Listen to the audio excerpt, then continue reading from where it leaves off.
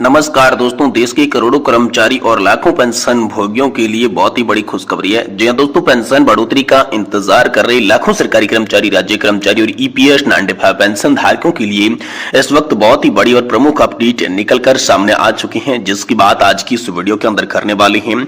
जी हां दोस्तों, EPS 95 pension को लेकर बड़ी खबर सामने आई है। पेंशन भोगी सरकार से नहीं मांग रहे हैं भी, कंट्रीब्यूशन का ब्याज भी बनता है 15,000।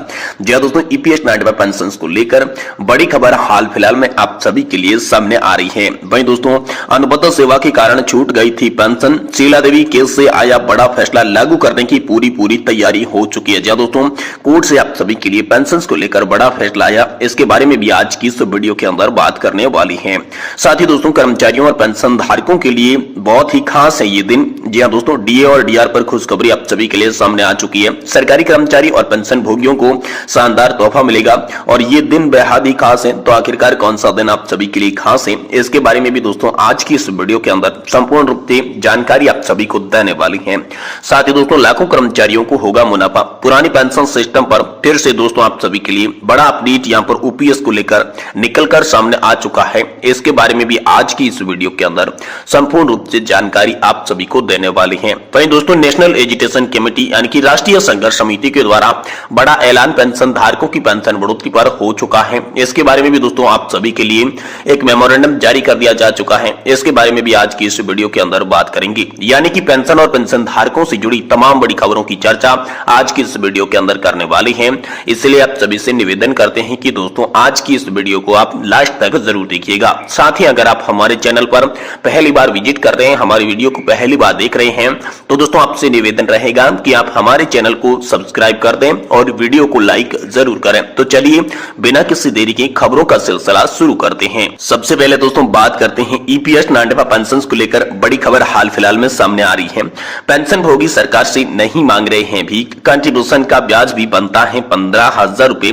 इसको लेकर बड़ी खबर आई है। आखिरकार पेंशनर्स ने लिखा कि न्यूनतम पेंशन 1,000 रुपए बढ़ाने की मांग जायज नहीं लगती, जबकि वे सरकार से भिक्षा नहीं मांग रहे हैं। दोस्तों, ईपीएस 95 पेंशनर्स पर पेंशन की अलग ही रणनीति बनी हुई है। लोकसभा चुनाव से पहले सरकार की चौखट पर हाजिरी लगाने वाले पेंशनर्स अब तरह तरह की बातें दोस्तों करते नजर आ रही हैं। एक पेंशनर्स ने लिखा कि प्रिय मतदाता, मैं आप सभी से अपील करना चाहता हूं कि आप ईपीएस 95 वृद्धावस्था पेंशन का समर्थन करें, जिन्होंने न्यायाधीश पक्ष द्वारा न्यूनतम पेंशन के मामले में धोखा खाया है। मुझे आपसे याचना है कि आप चुनावी दिशा में प्रचार करें और कम से कम 10 व्यक्तियों को पेंशनर्स के पक्ष में जोड़ने का प्रयास करें। वृद्धावस्था पेंशनर्स ने समर्थन में आपका सहयोग बहुत ही महत्वपूर्ण होने वाला है। वहीं दोस्तों, न्यूनतम पेंशन बढ़ाने का सभी को इंतजार है। इसी बात पर शशि नायर ने लिखा कि दयनीय स्थिति में है कि कोई भी ईपीएस 95 पेंशन भोगी मेरे संदेश को देखा या समझा या पसंद नहीं कर रहा, जबकि मैंने फेसबुक, एक्स और यूट्यूब के माध्यम से पोस्ट किया था। ये लोग न्यूनतम पेंशन बढ़ाने का इंतजार कर रहे हैं। वहीं अनिल कुमार नामदेव ने लिखा कि ईपीएस 95 पेंशनधारक कुछ देर से सुस्ता ले रहे हैं, हमारा भी सारे जरूर आएगा। इस पोस्ट के साथ राजेश खन्ना के गाने का भी एक वीडियो दोस्तों आप सभी के लिए शेयर किया गया और कहा गया कि आखिर कहां गई मोदी जी की गारंटी। जी हां दोस्तों, पेंशनर इंद्रनाथ ठाकुर ने पोस्ट के माध्यम से पेंशन भोगियों का दर्द साझा किया। उन्होंने लिखा कि जो सरकार देश के बुजुर्गों और लाचारों की परवाह नहीं करती, बल्कि उनके जमा धन को भी जब्त कर लेती है, वो देश का कभी भी सगा नहीं कहला सकता। दोस्तों, जिससे सरकार का अहंकार देश के बड़े बुजुर्गों को शांतिपूर्ण और करुणामय पुकार से सहम नहीं जाता, उसे उनका श्राप लगना स्वाभाविक है। सरकार किसान प्रोजेक्ट तथा सीसीए कानून के विरोध में किए गए हिंसाजनक आंदोलन की भाषा को ही समझ सकती है। उसे बूढ़े बुजुर्गों का न्यूनतम पेंशन 1,000 रुपए बढ़ाने की मांग जायज नहीं लगती, जबकि वे सरकार से भिक्षा नहीं मांग रहे हैं, अपना हक मांग रहे हैं। अपने कंट्रीब्यूशन का उचित ब्याज भी दोस्तों 15,000 रुपए बनता है, किंतु न्यूनतम पेंशन के लिए उनकी मांग आधी रकम यानी कि 7,500 प्लस डीए था, किंतु भारत सरकार ने यह मंजूर नहीं किया। कहां गई है पीएम मोदी जी की गारंटी वाली बड़ी बड़ी बात। दोस्तों, ऐसी हाल फिलहाल में अपडेट आप सभी के लिए यहां पर जो है निकल कर सामने आ चुकी है सोशल मीडिया के माध्यम से। साथ ही दोस्तों हाल फिलहाल में कोर्ट से बड़ा फैसला आया, अनुबंध सेवा के कारण छूट गई पेंशन। शीला देवी के केस में आया बड़ा फैसला, लागू करने की पूरी तैयारी हो चुकी है। जी हां दोस्तों, हिमाचल सरकार से रिटायर्ड हुए ऐसे हजारों कर्मचारियों को अब पेंशन लग जाएगी जिनकी पेंशन पात्रता लंबी अनुबंध अवधि के कारण नहीं हो पाई थी। बुधवार को फाइनेंस एंड सेक्रेटरी की अध्यक्षता में हुई कमेटी की बैठक में इस बारे में गाइडलाइन बनाने के दिशा निर्देश दिए गए। इस बैठक में कार्मिक विभाग के सचिव, विशेष सचिव, वित्त सचिव मौजूद रहे थे। हिमाचल में लागू हुई अनुबंध पॉलिसी शुरू में 8 साल की थी, फिर इसे 5 साल कर दिया गया था। अनुबंध सेवा को पेंशन के लिए नहीं गिना जाता, इसलिए बहुत सारे सरकारी कर्मचारियों की रेगुलर सर्विस में 10 साल पूरे नहीं हुए हैं, जो कि पेंशन के लिए पात्रता अवधि है।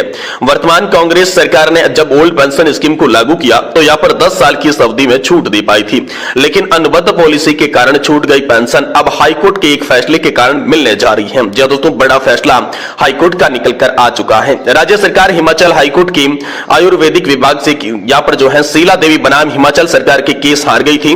कोर्ट ने कहा था कि यदि अनुबंध कर्मचारियों को लगातार सेवा में आगे रेगुलर कर दिया गया है तो पेंशन बेनिफिट के लिए अनुबंध अवधि को काउंट किया जाएगा। इस फैसले को चुनौती देने के लिए राज्य सरकार सुप्रीम कोर्ट में गई थी। सुप्रीम कोर्ट ने भी 7 अगस्त 2023 को अपने फाइनल फैसले में यह कह दिया गया था कि अनुबंध अवधि में पेंशन बेनिफिट के लिए राज्य सरकार काउंट करे और 8 हफ्ते के भीतर पात्र कर्मचारियों से ओल्ड पेंशन स्कीम के लिए ऑप्शन लिया जाए। साथ ही दोस्तों, फैसले को लागू करने से बचने के लिए राज्य सरकार ने सुप्रीम कोर्ट की सीनियर एडवोकेट पीएस पाटवालिया से मदद लेनी चाहिए, लेकिन पाटवालिया ने कहा कि 6 दिसंबर 2023 को भेजे गए पत्र में कह दिया गया था कि इस केस से रिव्यू पिटीशन का कोई महत्व नहीं बचा है।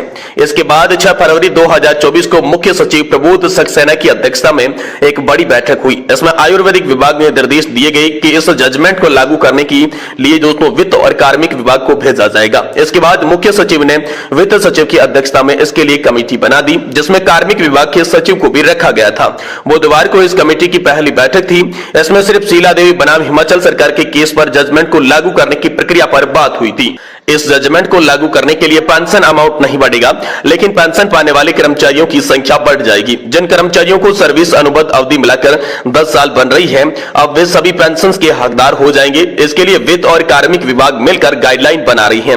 इससे राज्य सरकार पहले नोटिफाई करेगी और इसी से स्पष्ट होगा कि वित्तीय लाभ किस रूप में मिलेगा और कर्मचारी कब से ऑप्शन के लिए अप्लाई कर सकेंगे। यानी कि दोस्तों, आप सभी के लिए हाईकोर्ट से शीला देवी का केस जो सामने आया था, उस फैसले को लागू करने की पूरी तैयारी हो चुकी है।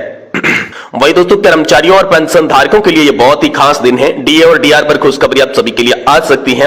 जब दोस्तों यहाँ पर जो है महंगाई भत्ते की बढ़ोतरी का इंतजार कर रहे सभी कर्मचारियों और पेंशन भोगियों को रहता है, क्योंकि होना इसको लेकर सैलरी और पेंशन में भी बढ़ोतरी होती है। तो ऐसे में बहुत ही बड़ी खुशखबरी आप सभी के लिए सामने आ रही है। आपकी जानकारी के लिए आपको बता दें कि हर साल में 2 बार 6 मई पर यहाँ पर जो है डीए और डीआर बढ़ोतरी होता है। एक बार महंगाई भत्ता जनवरी से जून के लिए बढ़ाया जाता है, वही दूसरी बार जुलाई से दिसंबर के बीच में जो है वो महंगाई भत्ता बढ़ा दिया जाता है। तो दोस्तों, जनवरी 2024 से जून 2024 तक के लिए कुल महंगाई भत्ता और डीएडीआर जो है वो 50% साफ हो चुका है। इसका आदेश भी केंद्र सरकार की तरफ से जारी हो चुका है। और साथ ही साथ दोस्तों बात करें, अब आपको पता चल गया होगा कि जनवरी 2000 से कुल यहां पर जो है 50% डीए मिलेगा। तो अगली महंगाई भत्ते में बढ़ोतरी जुलाई 2024 से लागू होगी, जो कि दिसंबर तक रहेगा। तो आपको बता दूं कि जुलाई 2024 से कितना डीए और डीआर होगा, ये डिपेंड करता है एआईसीपीआई इंडेक्स के आंकड़ों के ऊपर। केंद्र सरकार का लेबर ब्यूरो डिपार्टमेंट इस आंकड़ों को हर महीने की अंतिम दिनों के अंदर जारी करता है। तो दोस्तों यहां पर जो है आज ही दोस्तों आप सभी के लिए यहां पर एआईसीपीआई इंडेक्स का आंकड़ा आने वाला है। आपकी जानकारी के लिए बता दूं, जनवरी महीने का एआईसीपीआई इंडेक्स का आंकड़ा 29 फरवरी 2024 को जारी किया गया था। अब कल यानी कि दोस्तों आज आप सभी के लिए फरवरी महीने का आंकड़ा आने वाला है, क्योंकि 29 को यहां पर ग्रुप हॉलिडे का अवकाश है, वही 30 और 31 को भी यहां पर अवकाश रहेगा। इसलिए यह आंकड़ा आज ही दोस्तों आप सभी के लिए जारी किया जाएगा। और एक बार फिर से आप सभी के महंगाई राहत और महंगाई भत्ते में 4% बढ़ोतरी का यहां पर जो है इशारा सामने आ चुका है। जी हां दोस्तों, तो कर्मचारियों और पेंशन धारकों के लिए आज का दिन बेहद खास होने वाला है। यहां पर जो है एआई इंडेक्स जारी हो चुका है। अगर इस आंकड़ों में उछाल देखने को मिलता है तो जुलाई 2024 से डीए और डीआर 4% की बढ़ोतरी फिर से कंफर्म हो जाएगी। हालांकि मार्च, अप्रैल, मई, जून और इस महीनों के अंदर पर एआईसीपीआई के आंकड़ों का इंतजार रहेगा।